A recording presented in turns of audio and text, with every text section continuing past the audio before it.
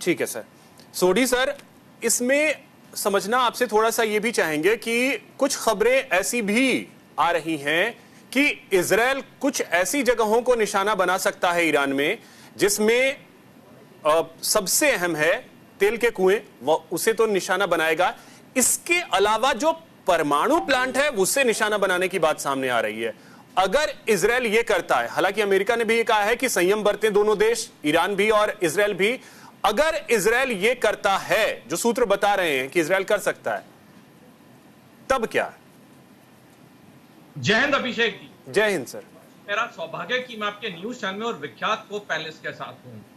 पिछली multi front लड़ाई Israel ने 1973 में योम किपुर लड़ाई की थी, जब उसने कई देशों के साथ एक साथ जंग किया था। तब तो इजराइल आराम से विजय हो गया था।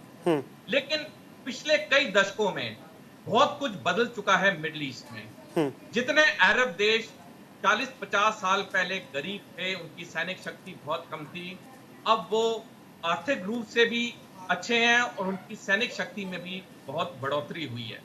खास करके 2007 के बाद जब चीन दुनिया की तीसरी सबसे बड़ी अर्थव्यवस्था बना, तो उसने अरब देशों को पूरी तरह से समर्थन करना शुरू किया है।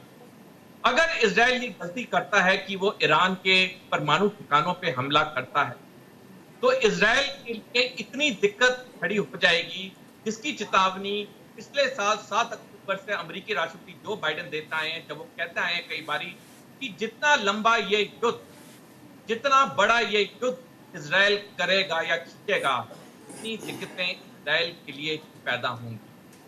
जो इजराइल ने जमीनी ऑफेंसिव लेबनान में किया, ये इस वक्त का चौथा ऑफेंसिव है।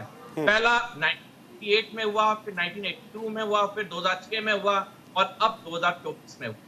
हमास के साथ इसकी 5वीं लड़ाई है।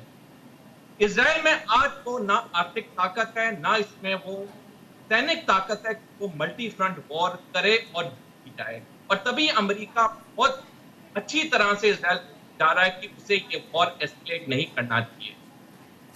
इस बार इजराइल थोड़ी जीत भी ले या हार भी ले, लेकिन मुसीबत इजराइल के लिए तब तक रहेगी जब तक वो 2 स्टेट सॉल्यूशन को एग्री नहीं करेगा।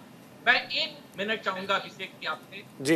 मैं आपके दर्शकों को बताना चाहूंगा, जो कि कुछ पश्चिमी मीडिया चैनल इजराइल पैलेस्टीन के युद्ध को 2 धर्मों का युद्ध बता रहे हैं। वो 2 धर्मों का युद्ध नहीं, वो एक जमीन के टुकड़े का युद्ध है। बिल्कुल। और अगर आपके मनमोहन Hussein correspondence, Balfour Declaration agreement और संयुक्त राष्ट्र रेजोल्यूशन नंबर 181/2 पढ़ेंगे, उनको ये इजराइल बहुत अच्छी तरह समझ आ जाएगा। लेकिन इसमें सोडी सर एक चीज है, इजराइल ठीक है, मानते हैं कि इजराइल जैसा आपने कहा कि अलग अलग फ्रंट पे लड़ने के लिए अभी तैयार नहीं है, उस स्थिति में नहीं है। क्या ईरान उस कंडीशन में है जहां वो, ईरान की फौज उस कंडीशन में है कि इजराइल से वो आमने सामने की लड़ाई कर सके? ईरान है? अभिषेक जी बिल्कुल। देखिए, अप्रैल 13 को जब ईरान ने इजराइल पे हमला किया था, तब उसने पहले अमेरिका को सूचित किया था कि हम इन जगह पे हमला करेंगे जो कि डेजर्ट में होगा। हमारा एम कोई नुकसान या जान लेना नहीं है, हमारा एम सिर्फ इजराइल को मैसेज देना है। और ये रातों रात ये खबर अमेरिका ने इजराइल को कन्वे की थी। और अगले दिन जब मध्य रात्रि में 2 बजे ईरान ने इजराइल पे हमला किया, तो ये सारी मिसाइलें वहीं गिरी जहां पे कोई आबादी नहीं थी, इससे कोई हानि नहीं हुई। लेकिन जो अब हमला ईरान ने इजराइल पे किया, उससे उसके मोसाद के हेडक्वार्टर्स पे तबाही मचाई। उसने उसके नेवाटिम एयरबेस पे, जिसमें 20 F-35 लड़ाकू विमानों को उसने बहुत हानि पहुंचाई।